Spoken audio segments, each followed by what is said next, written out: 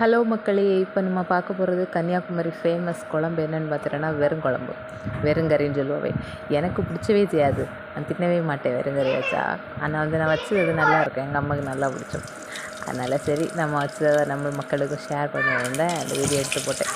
அது என்னது வித்தியாசமாக ஒன்றும் இல்லை, மசாலா ஆட்டும்போது கொஞ்சம் தக்காளி போடுவேன், அவ்வளோதான் நான் செய்வேன். ஆனால் அது டேஸ்ட்டு நல்லாயிருக்கும். தேங்காய், சீரகம், பூண்டு, பச்சை மிளகு, மஞ்சத்தூள் இதெல்லாம் நார்மலாக போட்டது. அதுக்கு கூட நான் என்ன போடுவேன்னா ஒரு தக்காளி வெட்டு போடுவேன். அதுக்கப்புறமா வதக்கும் போதும் கடுகு தாளித்து உள்ளி, தக்காளி, கருவேப்பிலையெல்லாம் போட்டு வதக்கண்டி இந்த மசாலா போடணும். நம்ம ஏற்கனவே வதக்குறதுக்கு போட்டிருக்கோம், மசாலுக்கும் தக்காளி போட்டிருக்கோம். அதனால் நிறைய புளி வீற்றாண்டா, கொஞ்சம் வீற்றினா போதும். வீற்றி நல்லா அது பொங்கி வரும்போது உப்பெல்லாம் போட்டு ஆஃப் பண்ணி எடுத்தோம்னா சூப்பரான டேஸ்ட்டான வெறுங்குழம்பு ரெடி. நீங்கள் இதே மாதிரி யாராவது வச்சுக்கிறேன்னா கமெண்ட் பண்ணுங்கள், மேடம் நாங்கள் இப்படி தான் வச்சுவோம் மேடம் அப்படின்னு. சரியா? பாய்.